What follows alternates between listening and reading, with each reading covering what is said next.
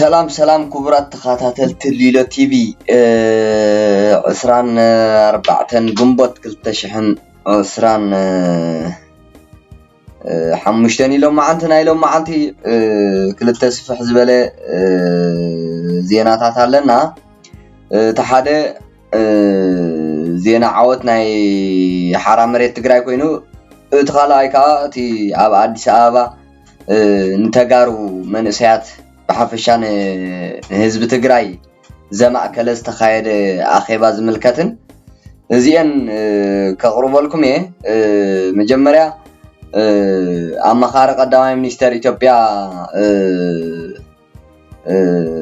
ሚኒስተር ጌታቸው ረዳ ምስ ህዝብ ትግራይ ኣብ አዲስ አበባ ምስተጋሩ ሰፊሕ አኼባ ገይሩ ብጣዕሚ በሻሓት ዝቁፀር ህዝቢዩ ኣብታ አኼባ ተሳቲፉ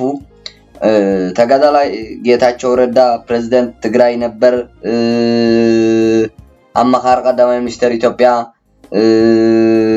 ሚኒስተር ጌታቸው ረዳ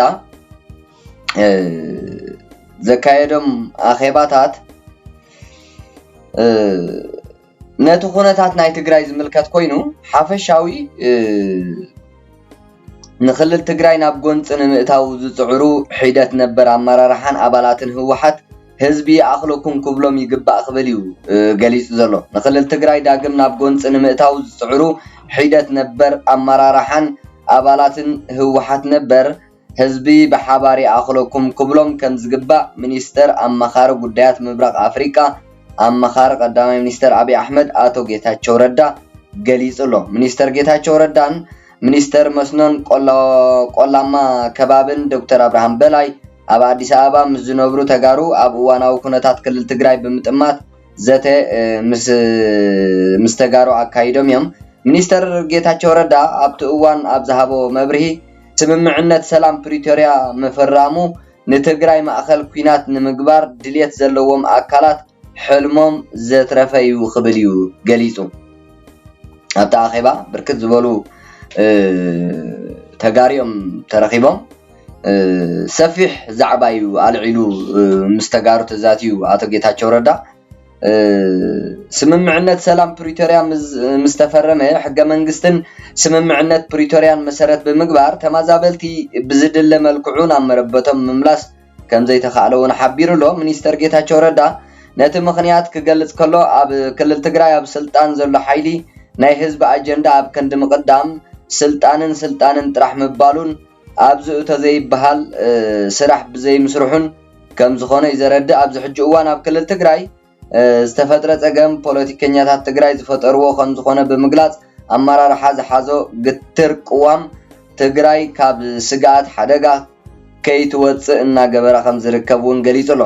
ስምምዕነት ሰላም ፕሪቶሪያ ዕላምኡ ፀገማት ብሕገ መንግስታዊ ዓውዱ ክፍትሑ ምግባር ይኹን እምበር ካብ ስሕተቶም ዘይመሃሩ ሒደት ነበር ሓይልታት ህወሓትን ንስልጣን ክብሉ ናብ ጎንጽ ንምእታው ድልየት ከም ዘለዎም እናገለጹ ከም ዝርከቡ ሚኒስተር ጌታቸው ረዳ አመኻር ቀዳማይ ሚኒስተር አብይ አሕመድ አፍሊጡሎም ቅድሚ ሕጂ ዝተፈጥረ ጎንጺ ንህዝቢ ትግራይ ዋጋ ከም ዘኽፈሎ ዝገለጸ ሚኒስተር ጌታቸው ረዳ ህዝቢ ትግራይ ተመሳሳሊ ነገር ከየጋጥሞ ናይዞም ሓይልታት እኩይ ድልየት ክፈልጥ እናቃላዕና ንርከብ ክብሉን ገሊጹሎ አቶ ጌታቸው ረዳ ሪኢኹሞ ይኹም ኣብ ትግራይ ናይ መጽሓፍ መሰል አምጽዩ ድላይካ ናይ ምዝራብ ሓሳብ አምጽዩ ፓርቲታት ናይ ምውዳብ ንይምሰል ዝነበረ ተግባራዊ ክኸውን ገይሩ ምቅዋም بعبي بقى نمسلك عاويل كام قوام عدل فطير يو አቶ ጌታቸው ረዳ ስለዚህ ሕጁን ጉድን እከይን ናይዞም ጨቆንቲ መራሕቲ ህወሓት ህዝብ ብዝግባ ኣብ ስምዒት ከይኣተወ ፀግዐ ከይሓዘ ኣብ ስምዒት ዘእቱ ነገራት ከይፈጸመ نخفلت كنراباربنا خنصعرنا بلالو كراباربن كصعرون صنيحيو ሚኒስተር ጌታቸው ረዳ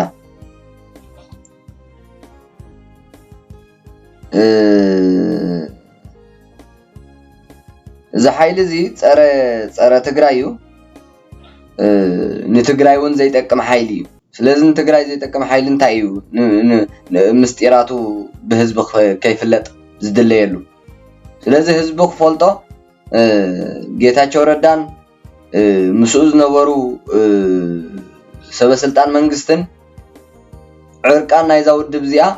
ናይዛ ነበር ህወሓት ኣብ ቅድሚ ህዝቢ እናቃልዑ ይርከቡ ኣብ ስልጣን ክቅጽሉ ዝደልዩ ሕደት ጉጅለ ኣመራርሓ ደቆም ኣቐሚጦም ደቂ ድኻን ኣብ ሓዊ እናእተው ብተግባር እናርኣዩ ከም ዝርከቡ ናፍሊጥሎ እዚ ሓይሊ እዚ ስልጣነይ እንተ ዘይተረጋጊጹ ኩሉ ነገር ገደል ይእቶ ዝብል ከም ዝኾነ ብምግላጽ ዕላማው ካብ ተሓታትነት ንምምላጥ ከም ዝኾነውን ሚኒስተር ጌታቸው ረዳ ይገልጽ እዩ ክልል ትግራይ ርክባ ምስ መንግስት ፌደራል ክኸውን ናይ ግድን ይዝበለ ጌታቸው ረዳ ኣመኻሪ ቀዳማይ ሚኒስተር አብይ አሕመድ ምስ እከለ ኮይነ ከጥቅዕ ይኽእል ዝብል ከነቃልዑ ኢና ትምስጢር ክብል ሓቢርሎ ምዝብስታ ሰርጌታቸው ረዳ ተቀባልነት ህዝቢ ከይህልዎን ንምጽልላዕን በአብዛሓ ህዝብ ትግራይ ተቀባልነት ከም ዘይብሉ ንምምሳል ብጉጅለ ህወሓትን ነበርን ካድረታቶምን ናይ ሓሶት ሚድያታቶምን ጽዑጽዕ ጎስጓስ ምግባር ካብ ዝጅምር ሓያል ግዜ ኣውፂሩ ይርከብ ኣብዚ ግዜ እዚ ድማ ጌታቸው ረዳ ዝተዛረቦም ይኹኑ ኣብ ማሕበራዊ ሚድያ ኣብ ዝልጥፎም ሓበሬታታት ጽረፍዎ እናበሉ ዝተሓባብሩ ናይ ህወሓት ነበር ካድረታትን ሚድያታትን በብቁሸቱ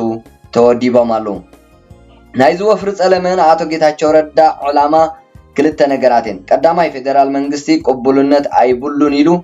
ኣብ ልዕሊ ጌታቸው ረዳ ዝነበረ እምነት ንምሽርሻር ካልኣይ እቲ ናይ ለውጢ ሓይሊ መንእሰይ ትግራይ ሞራል ንምስባርን ኣብ 1993 ዓመተ ምህረት ኣቋጽራ ገዝ ጀሚሩ ክሳብ 2000 ዓመተ ምህረት ኣቋጽራ ገዝ በዓል ገብሩ ኣስራትን ሲያ አብርሃን በሓፈሻ አባላት ውድብ ዓረና በህዝብ ትግራይ ቅቡልነት ከይረኽቡ ዝተገብሮ ጎስጓስ ጸለመን ሽርሕን እዚ ጉጅለዚ እዚ ህወሓት ነበር ንብሎ ዘለና ኣብ ህዝቢ ምድንጋራት እናፈጠረ ክዕወተሉ ከም ዝጸንሐ ኩሉ ትግራዋይ ዝፈልጦ ሕጂ ግን ከም ዝበሃል ነገር የለን ህዝብ ትግራይ ንቕሕዩ ህዝብ ትግራይ ቀታሊኡን ናይ ልምዓት መራሒኡን ናይ ዲሞክራሲ መራሒኡን ፈሊጢ ናይ ሰላም መራሒኡን ፈሊጢ ናብቲ ናይ መወዳእታ ዜናና ምስ ንምለስ ድማ ዜና ሓራመሬት ወይ ከዓ እዚ ዓቢ ዜናታት ናይ ሓራመሬት ናይ ሓራመሬት ትግራይ ይኸውን ሓራመሬት ትግራይ ኩሉ ግዜ ከምቲ ንብሎ ኣብኡ ዓበይቲ ጀነራላት ኣለዉ ኣብኡ ምሁራት ኣካላት ኣለዉ ኣብኡ ምኩራትን በላሕትን ተጋደልቲ ኣለዉ ናይ ኩናት መሃንድሳት ኣለዉ ስለዚ በብግዚኡ እዚ ሓይሊ እዚ እዚ ሰራዊት ሓራመሬት ትግራይ ንብሎ ዘለና በብግዚኡ ሓይሊ ኣደልዲል ይዝርከብ መዓልታዊ ከዓ ብመንእሰያት ናይ ምውሓዝ ዕለቕሊቕ እዩ ዘሎ ካብ TDF ነበርስ ካብ ዝተፈላለየ ቦታታትስ ብብዝሒ መንእሰይ ናብ ሓራመሬት ትግራይ ይጽምበር ኣሎ ሓራመሬት ትግራይ ከምቲ ኩሉ ግዜ ዝብሎ እቲ ኩናት ኳሕኳሕ ኣቢልካ ምጅማር ቀሊል ይንዑ ግን ትግራይ ዳግማይ ዓውደ ኩናት ትከውን የብላን የስ እቲ መጀመርን መእከብን መቃለስን ናብዚ ቦታ ዝመብጽሕን ናይ ሓራመሬት ትግራይ በቃ ንህዝቢ ትግራይ ፍትሕ ንምምጻእን እቲ ጉጅለ ከዓ ሰላማዊ ቃልሲ ስለዘይኣምን ብሓይሊ ስለዝኣምን ብሓይሊ ንምውጋድን ኣበይ ሕጂ ህዝብታት መጽናዕትን ምግባርን ሓንሳብን ነዊሕ ዘይኮነን ቃልሲ ንምክያድን ዝተፈላለዩ መጽናዕታት የካይድ ብምህላው ክሳብ ሕጂ ብዙሕ ኣብ ልዕሊ ዝጉጅለ ኣብ ልዕሊ እዚ ነበር ህወሓት ንብሎ ዘለና ዝወሰዶ ብዙሕ ስጉምቲ የለን ጽፉፋትን ሓጸርትን ኦፕሬሽናት ነቲ ሓራመሬት ትግራይ ከዕቢ ዝኽእል ንሰራዊት ሓራመሬት ትግራይ ክጠቅም ዝኽእል ኣብ ከምኡ እዩ ተዋፊሩ ዘሎ ጽባሕ ነዞም ጸላእቲ ህዝቢ ትግራይ ዝኾኑ ጨቆንቲ ጉጅለ ህወሓት ወይ ከዓ ነዞም ተላኣኽቲ ናይ ሻዕብያ ንብሎም ንዖም ሙሉእ ብሙሉእ ናይ ምድምሳስ መጥቃዕቲ ክጅምር እዩ ኣብ ዝጠዓሙ ስለዚ ጀጋኑ ኣብዛ 2-3 መዓልቲ ብፍሉይ جگانو دك عبد قدومن كبابيان هزبهم بموغان نتجاقوان سرعات نبر هوحاتن نمفراس بب معالتو ناب حرا مريت تግራይ يوحزو خمزلو يقلص አሎ بتوسخي كابتن اب تحت جنرالات هوحات نبر زركبا نايت دي اف نبر سراويتون ببزحي كم نزم جاقوانتن عمزتن مراحت هوحات نبرن جنرالاتهم بمقوام دمص هزبهم نمخانن حجون ببغزيو ببزحنا بحرا مريت تግራይ ጽምበርሎ ابز حلف غربا معالتاتون كلته سنايبرن كلته شغوطن كمون سلسته خلاشنن زحازو ناب حرا مريت تግራይ زعاتو منسيات አለውም ካብ አርመር ባዓና ነባዕተን ኮርክልተውን ናይ ሞተር ሻለቃ አዛዚ ተጋዳላይ በላይ መንብሩ ካብ ኮርን ላዕሊ ዝወሰንዎ ውሳነ አይቀበልን በመባል ናብ ሓራ መሬት ትግራይ አትይሎ ወዲ ሳምረ ዝበሃል መንሰይውን ካብ አርም 26 ኮር 3 ናይ ፀሓይ ብራቅ ክፍለ ሰራዊት ካብ ኮርን ላዕሊ ውሳነ አይቀበልን በመባሉ ስዒቡ ብጉጅለ ድሕረትን ጀነራላቶምን ናስታት ሓደ ወርሒ አቤት ማእሰርተ አሲሮምን አሳቅዮምን ምስፈትሕዎ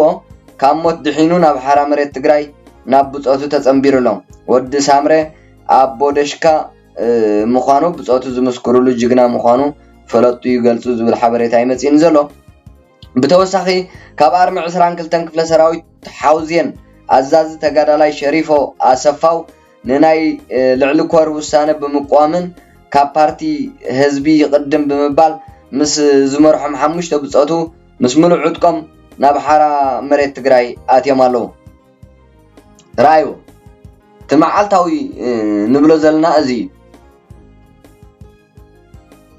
ሓራ መሬት ትግራይ እዚ ፍሉይ ስለ ዝኾነ ኢና ኣነ ዘቅርቦ ዘለኹ ካል ብጥርኑፍ ማዕልያ ዘይብሉ ይኣትሎ ንሓንሳብ ክሳብ 250 ካብ 100 ላዕሊ ናብ ሓራ መሬት ትግራይ زعاتو من اسيات አለው አማዓልቲ ስለዚህ ሓራ መሬት ትግራይ እትዋና ነገር እዚ ሰለስተ ነገራት ፍትሕ ህዝብ ትግራይ ምርጋጽ ነዚ ሰለማው ቃልስ ዘይኮነ ብረታው ቃልስ ዝኣምን ጉጅለ ሓድሕካ ምእላይ እቲ ሳልሳይ ከዓ እንተ ተኻኢሉ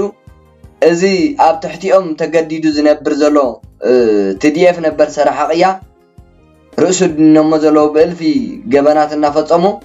نعو نفس مدحانن إزم جنرالات زيهم بزي سراويت بعدهم مترافني سلازي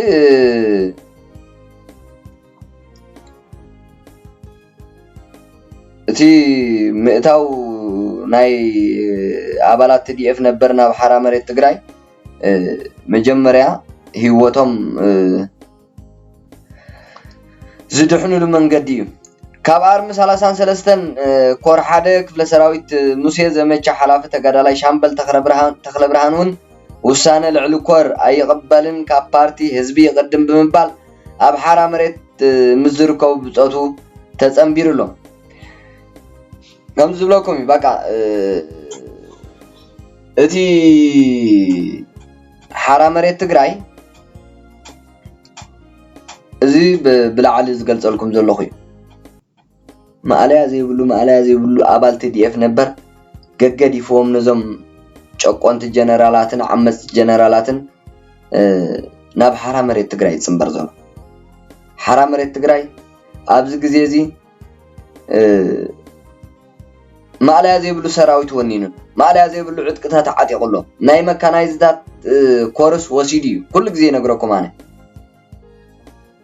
ስለዚህ ታዩ ዓፋር ኮይኖም ዶ ብደቡብ ኮይኖም ዶ ብምዕራብ ኮይኖም ዶ ሓድሕድና ዲና ንቃተል ታይ ኣብ ትግራይ ዝመውት ዘሎ ብጉጅለ አደመ ወይ ካብ ዞም ደብረ ጽንታት ዝመርሖም ጀነራላትን ካብ ኣብቲ ጀነራሳይድ ግዜ ዝፈጸም ዝነበረ ግፍዒ ኣብዚ ሕጂ ይበዝሕ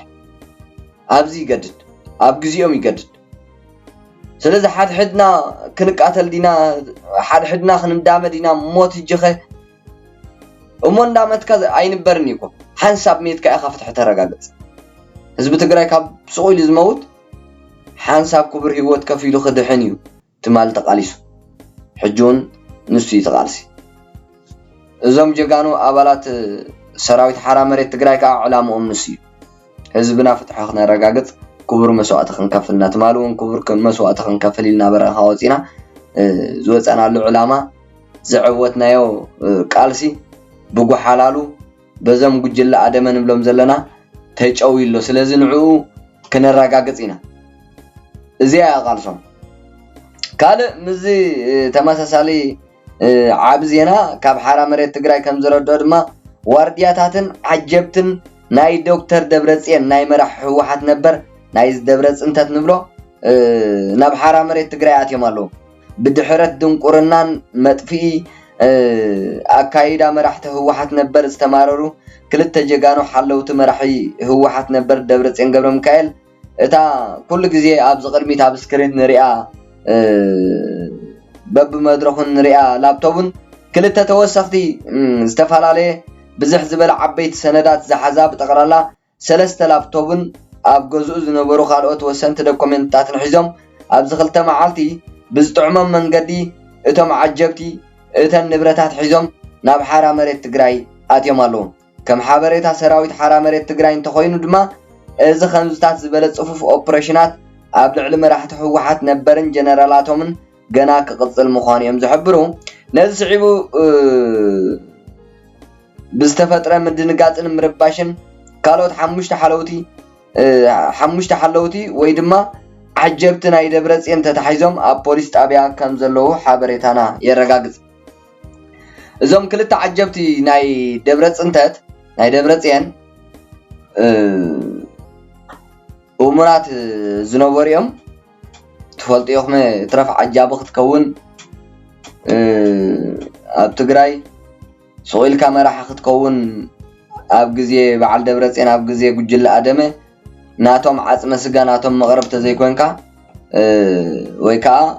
كتقومልካ ኢሎም ተዘይኮይኑ ማንም ሰብ ብጅግንነቱ በመንፈዓቱ በብልሑ አመሪሕነታ የምጽወን بعصمه ስጋ ያኹላ اب بعل ጉጅለ አደመ ወይ ካብዝ ደብረጽንታት ዝመርሑ ህወሓት ስለዚህ ዘም ሰባት እዚኦም ዓጽመ ስጋኦም ይኹኑ በኻለ ይኹን ዘይገድስ ኡምራት ናይታ ጉጅለ ግን ኣብዚ ጥዕሞም መንገዲ ነቲ ኩሉ ኩነታት ካተልዎ ድሕሪ ምጽናሕ ክቕበልዎ ብዘይ ምኽኣሎም ኣብዚ ጥዕሞም መንገዲ ነፍሶም ጥራይ ከድሕኑ ክወጽ ዝግቦም አገዳሲ ዝበሉ ሰነዳት ዝርከበሉ ኮምፒውተራት ላፕቶፕ ካለ ሰነዳትን ሒዞም እዮም ናይ ደብረጽዮን ሒዞም እዮም ናብ ሓራ መሬት ትግራይ በሰላም አትዮም ዘሎ ሕጂ ነዚ ስዒቡ በተስተፈጥረ ምድንጋጽን ምርባሽን ካልኦት ሓሙሽተ ሓለውቲ ወይ ድማ ኣብቲ ጉዳይ ተሳተፍቲ ዘይነበሩ ዓጀብቲ ናይ ደብረጽዮን ተታሒዞም اب بوليس طابيا خم زلو حبريتانا يرغاغص نز صعيبو معباله مقلن ممراخ اگداس دوكومنتات زحاز لابتوب ناي دبرصين ገብረ ሚካኤል صعيبو زلو معبالهታት اب تخبابي كلهم زري حلوا ككاب زلوو እናተ አረይ ምእሳር ቀጽይልሎ በቃ ጋርድታት ነሮሚም ዓጀብትን ነሮሚም ዝዝበልዎም ምእሳር ቀጽይሎም አለው ግዚያው ምእሳር ድማ ኣብ ዳግም አምሳል ዝርከብ ቤት ጽሕፈት ደብረጽዮን ይዘሎ ናይ ካፕኮርን ላዕልን ስራሕ ፈጸምቲ ጉጅለ ድሕረትን ውሱናት አባላት ማዕከላዊ ኮሚቴን ዝነበሩ ዕጀባታት ወይ ካቶም ዋርዲያታት ብዘይካ ናይ ስጋ ዝምድና ዘለዎም ሙሉእ ንምቕያር ካብ ኣሃድታት ብስጋ ዝምድና ኣብ ሰለስተ ዘይበጽሕ ሕውነት ዘለዎም ተጋደልቲ ፖለቲካዊ ግኖም እናተፈተሸ ጽዕጽዕ ምልመላ ወይ ከዓ موداب تجمير له مالت جاردن خونو كم تعانتو بزولكو خميو نايزيوم جاردي نايزيوم حلافي نايزيوم صحافي نايزيوم كل ነገር يخوننا يزبلوا عصم سقوم ترايم زغرب يغربن يمكن كنت زبلكو خنكا زم عجبتي አሎ ዝበሃል ዶክመንት ናይ ደብረጽንታት ሒዞም ኣብ ሓራ መሬት ትግራይ ምስተጸምበሩ ሕጂ ካል ዓጀብትን መሓዝ ወለዶ ቆጺሮም ዝምድና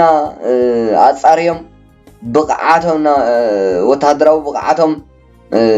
ብዘይገድስ ፖለቲካዊ እምነቶም አጻሪዮም ኮርስ ክህብዎም ምንቅስቃሳት ጀሚሮም አለው ማለት እዩ ሕጂ ዒሉ معكور كحلي أزل أبز جل آدمه ولا نزي غربني غرب عصم سجاي زبلو كأمنو أي كألون زلو سلازي ستاتي زمسل نايلهم معانتي تا جيتا شوردا أب أديس أبا مس تجارو زكايدا أخيبان عبيتي عواتات زبلكوني حرامرة تجراين بعبيت ناي دبرتين نبرتات دوكومنت عبيت دوكومنتات زحزة ناب حرامرة تجراي متاو صعيبو زلوا معباليتات حزم ساهم صنيحة أبناء صباح مدبنا حساب نرخب سلام كبرى تخاتل تلتي بي نلومي أبزي أخلنا